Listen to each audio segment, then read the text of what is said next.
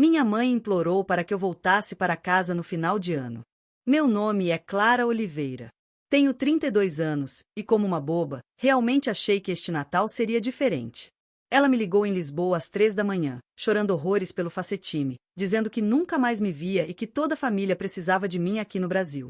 Foram 10 horas em um voo noturno apertado, 2 conexões, a bateria do celular morta, e mesmo assim apareci na porta dela em Florianópolis com uma mala cheia de presentes para os filhos do meu irmão. Eu estava exausta, cheirando a café de avião e com as costas moídas. Toquei a campainha, com o coração batendo forte, esperando ingenuamente que ela me desse aquele abraço de quando eu era criança. A porta escancarou. Nada de oi, nada de como foi o voo. Nenhum abraço. Apenas minha mãe encarando minha mala e dizendo, como se fosse a coisa mais normal do mundo: "Você vai ficar de babá para os filhos do seu irmão. Vamos fazer uma viagem em família."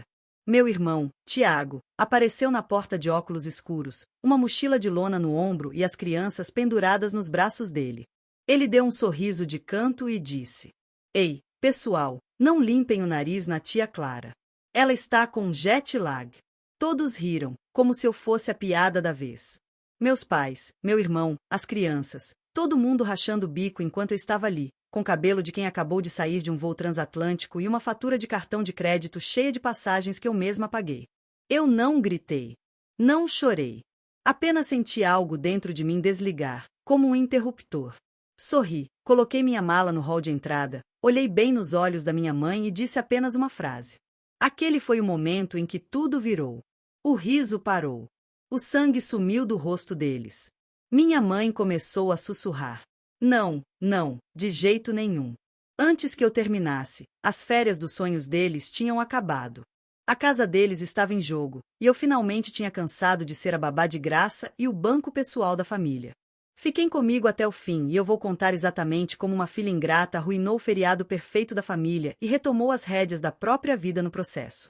O engraçado é que, no momento em que eu disse aquela frase, a sala inteira congelou. Mas para entender o porquê, você precisa saber o que aquelas pessoas na porta vinham fazendo comigo há anos. Minha mãe não sentia apenas saudades quando me ligou para Portugal.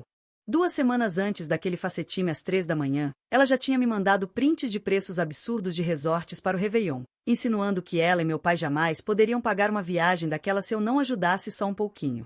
Só desta vez. Era assim que todo favor começava. Quando meu pai precisou de uma cirurgia no joelho, eu fiz um Pix. Quando meu irmão, Tiago, estourou o limite dos cartões com uma ideia mirabolante de e-commerce, eu ajudei a consolidar a dívida dele. Quando o chuveiro queimou e a parcela do condomínio atrasou, eu mandei o dinheiro, e na semana seguinte minha mãe postava fotos em um brunch badalado no centro.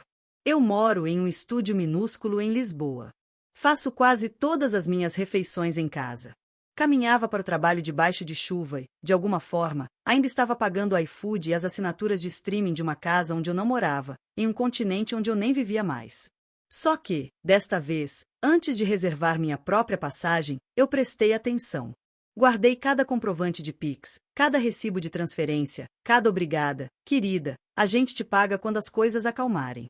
Também notei algo a mais. Um e-mail do banco com meu nome em um financiamento imobiliário que eu não lembrava de ter assinado.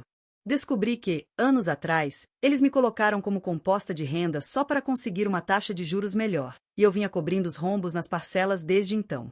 Então, enquanto minha mãe chorava no facetime dizendo que as crianças sentiam minha falta e que a pequena Bia perguntava quando a tia Clara chegaria, eu estava sentada na minha cama em Lisboa, encarando o aplicativo do banco e percebendo que minha família só me tratava como parte do grupo quando vencia um boleto.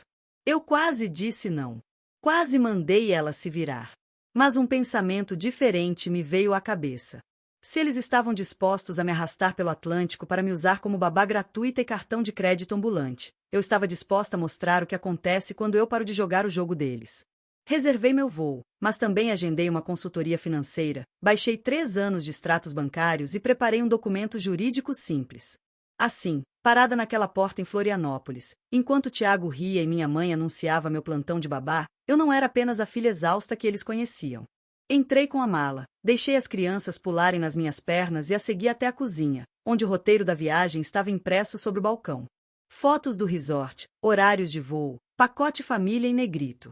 Minha mãe bateu no folheto e disse: "Viu? É por isso que precisávamos de você aqui, querida. As crianças ficam com você e nós finalmente teremos férias de verdade. Eu olhei para o nome do resort, reconheci o final do número do cartão no e-mail de confirmação aberto no celular dela e senti aquele interruptor desligar de novo. Sorri e pedi para que todos fossem para a sala de jantar para conversarmos antes de eles partirem. Abri meu laptop na mesa e puxei a pilha de recibos digitais que transformaria aquela viagem na última vez que me viriam como um recurso gratuito. Meu pai sentou na cabeceira como se fosse uma reunião de condomínio. Minha mãe ficou perto do balcão, segurando o roteiro, e o Tiago mexia no celular, ouvindo pela metade, enquanto a Bia e o Léo corriam pelo piso de porcelanato. Deslizei o computador para que todos vissem a tela e disse calmamente: antes de vocês irem para qualquer lugar, precisamos falar sobre dinheiro. Tiago resmungou. Clara, sério? Agora? Minha mãe me deu aquele olhar de vítima. Filha, estamos sob tanto estresse. Podemos, por favor, não começar uma briga antes de sairmos? Eu não alterei a voz. Apenas cliquei na primeira pasta, nomeada Família Oliveira, e abri uma planilha. Cada linha tinha data, cor e era brutalmente clara.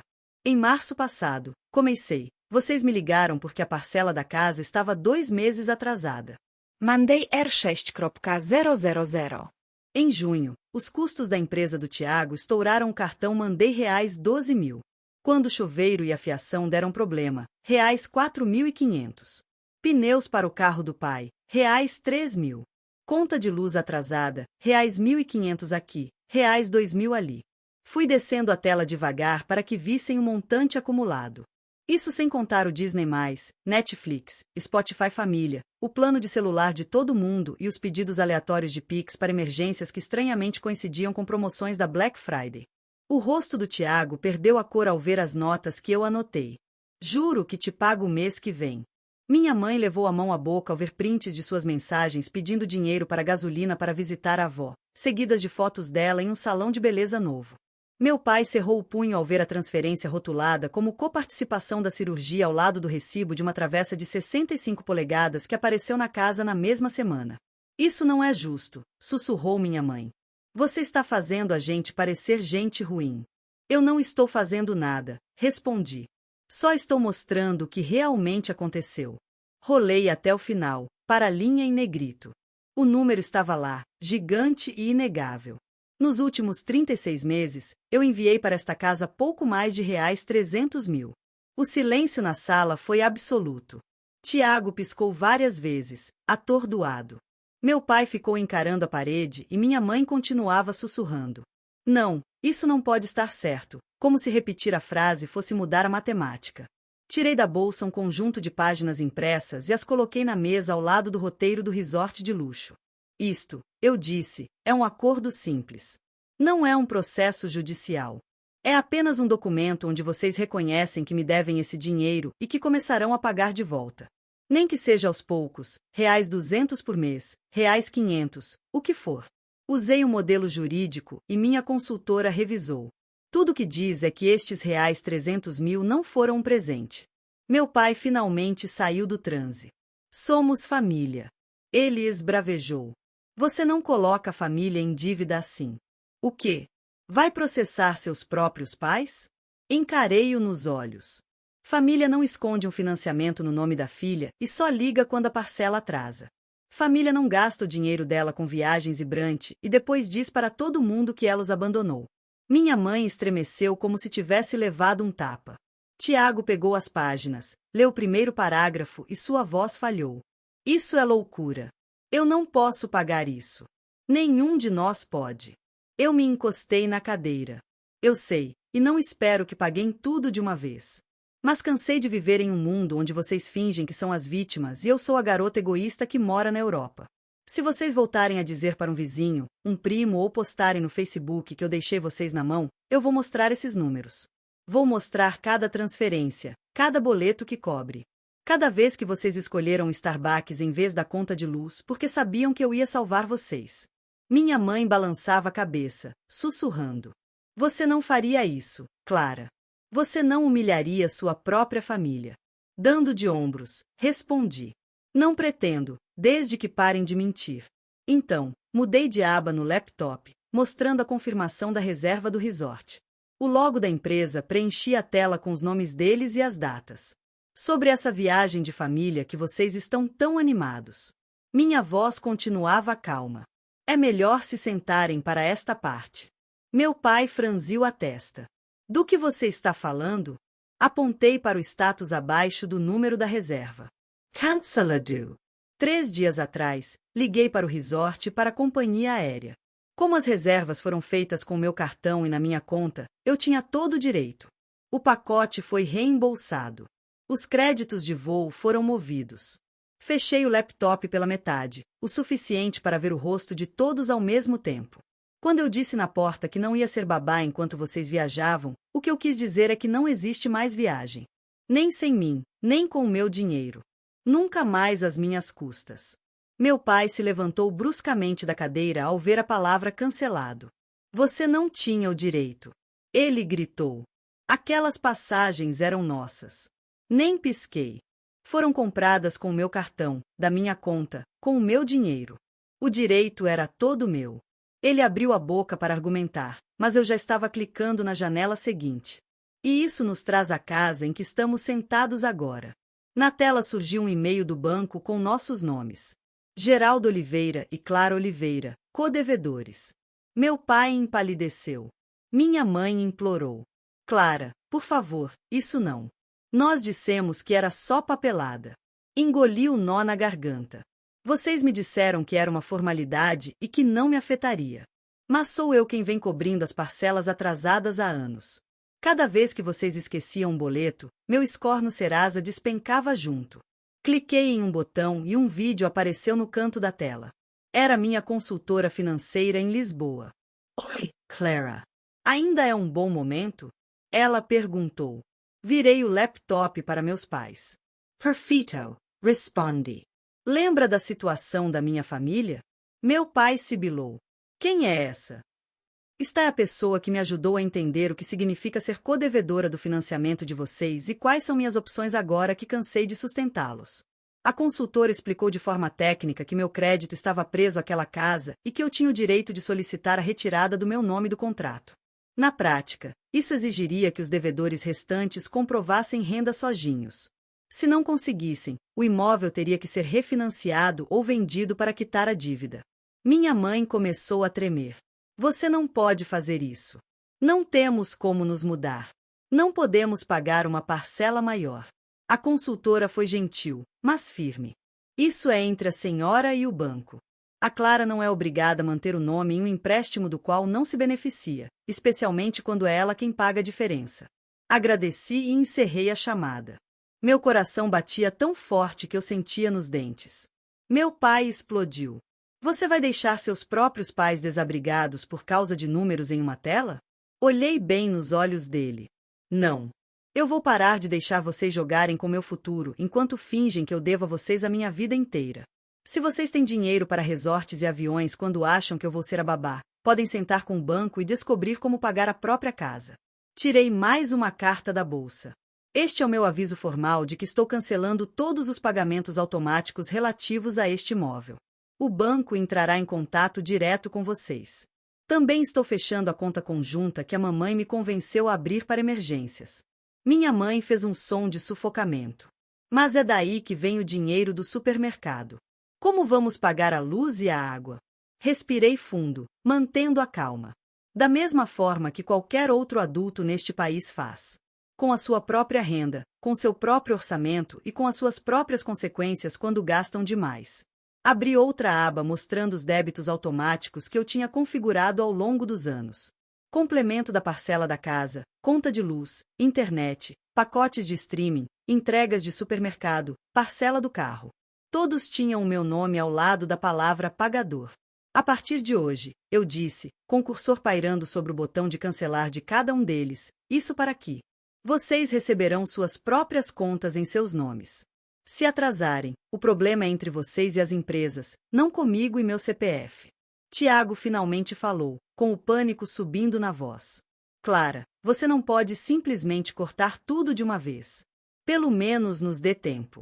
Vou procurar fazer mais horas extras, vou me cadastrar em mais turnos de entrega, eu juro.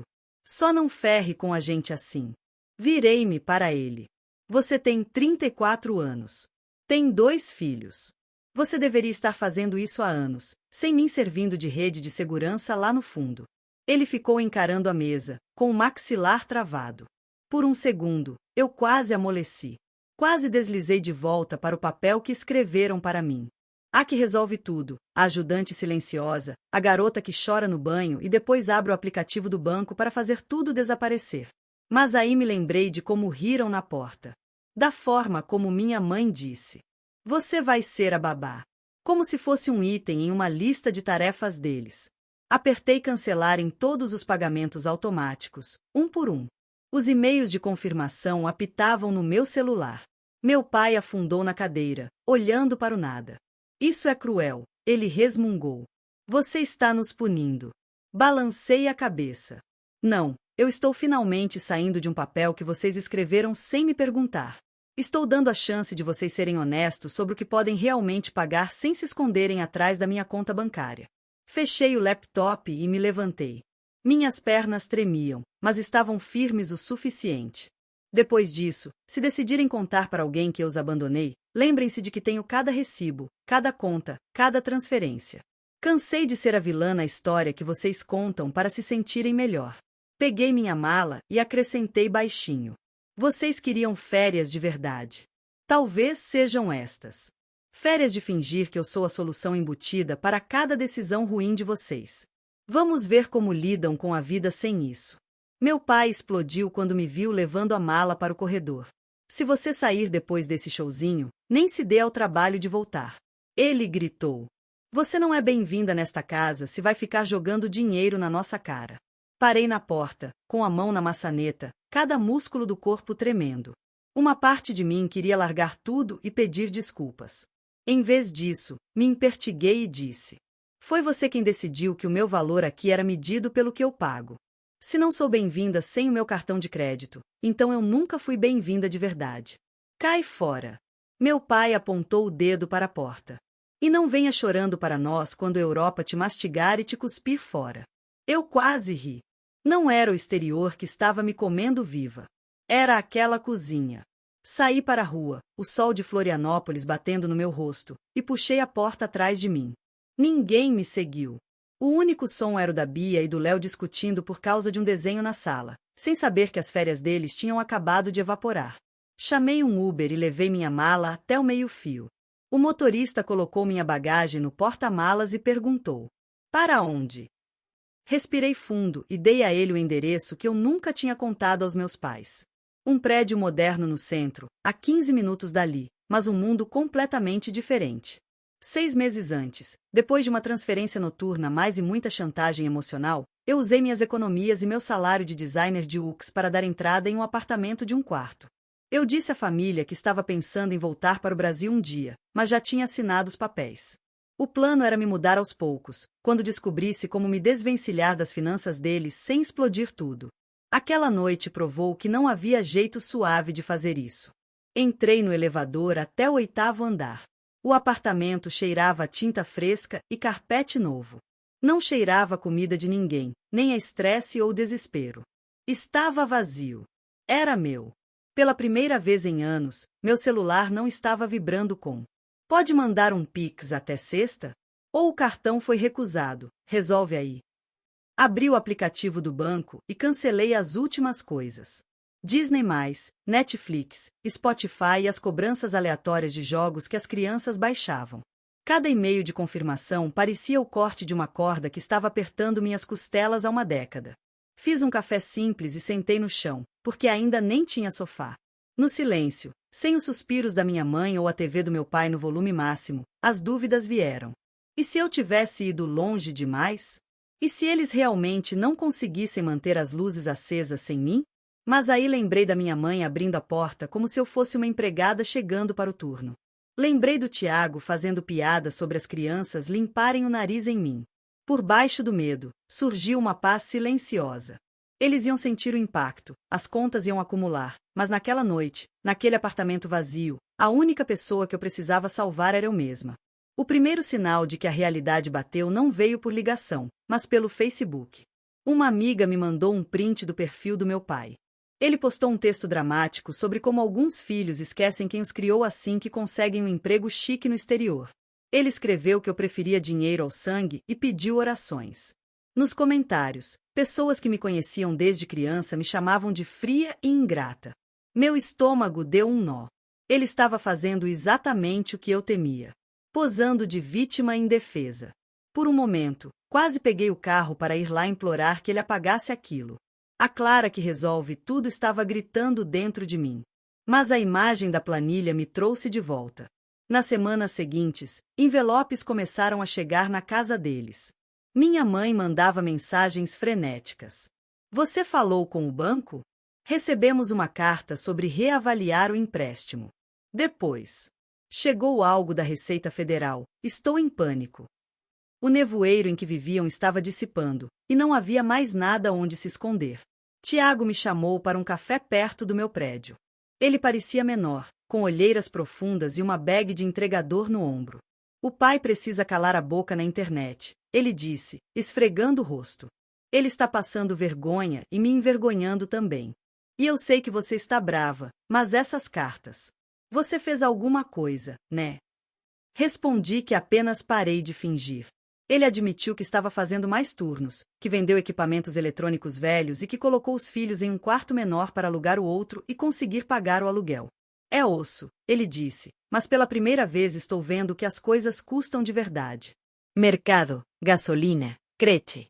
Minha mãe começou a vender bolsas de grife e itens de decoração no Mercado Livre e no Enjoei. A TV nova do meu pai sumiu da sala, substituída por uma antiga que ficava na garagem. O carro deles acabou sendo retomado pelo banco em uma manhã cinzenta, depois de várias parcelas atrasadas. Pelo que soube, a casa dos Oliveira tinha se tornado um universo diferente no Natal. Eu estava focada no meu trabalho em Florianópolis, decorando meu apartamento aos poucos. Comprei um sofá usado e uma árvore de Natal pequena. Em uma terça-feira de chuva, alguém bateu à porta. Era minha mãe. Ela estava sem maquiagem, com o cabelo simples, segurando uma sacola de compras como se fosse um escudo. Ela olhou meu apartamento e disse: Eu não sabia que era assim. Sempre imaginei você em algo maior, mais luxuoso. É o que eu posso pagar sem sustentar 2 casas, respondi. Ela estremeceu e tirou um envelope da sacola. Tinha um cheque dentro. Não era nem perto dos reais 300 mil, mas era algo. É da venda das minhas coisas, ela disse com os olhos brilhando. Bolsas, joias. E estou fazendo hora extra no escritório. Não é muito, mas é um começo. Eu disse ao Tiago que não podemos mais fingir que foi um mal-entendido. Ela sentou no sofá e chorou, mas não era aquele choro manipulador das ligações de madrugada. Eram sons baixos, de alguém quebrada. Seu pai ainda diz que você nos traiu, ela sussurrou, mas eu não consigo mais dizer isso. Não depois de ver aqueles papéis. Nós usamos você. Eu usei.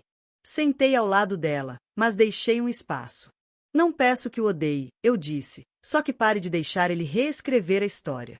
Ela contou que o Tiago estava trabalhando pesado em turnos de depósito e que mandou me agradecer pela planilha. Eu não fiz para ele, eu disse. Fiz para mim. Ela me perguntou se um dia poderíamos ter um Natal que fosse apenas um jantar, sem conversa sobre dinheiro ou contas escondidas. Talvez, respondi. Mas só se todos entenderem que eu não sou mais a rede de segurança. Se eu for, é porque eu quero, não porque tem um boleto vencendo. Ela me deu um abraço de verdade antes de ir. Guardei o cheque em uma gaveta não era pelo valor, mas pela direção do dinheiro ter mudado finalmente. Bloqueei o perfil do meu pai foi como fechar uma ferida que se recusava a cicatrizar. Naquela noite de Natal, sentei sozinha no sofá com uma caneca de chocolate quente. Sem voos, sem escalas, sem transferências de emergência. Aprendi que família não deixa de ser família porque você diz não. Quem te ama de verdade se ajusta aos seus limites. Quem só estava lá pelo que você oferecia vai te chamar de egoísta no momento em que você parar de sangrar por eles. Dói, mas às vezes a distância é a única forma de não se afogar nas decisões erradas de outra pessoa. Obrigado por ouvir minha história até o fim. Se ela tocou você, deixe um like, escreva nos comentários o que mais te marcou e não se esqueça de dizer de onde você é. Inscreva-se no canal. Muitas outras histórias ainda estão por vir.